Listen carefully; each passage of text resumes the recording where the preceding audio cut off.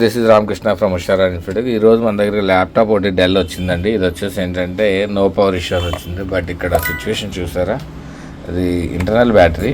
దానివల్ల మొత్తం బ్యాటరీ ఉబ్బిపోయి ఎప్పుడు స్క్రూస్ ఇప్పితే ఎప్పుడు బర్స్ట్ అయిపోదామా అన్నట్టుంది సిచ్యువేషను. యాక్చువల్గా ఒరిజినల్ బ్యాటరీ వచ్చేసి ఇంత స్లిమ్గా ఉండాలి. బట్ సిచ్యువేషన్ ఇప్పుడు చూద్దాం.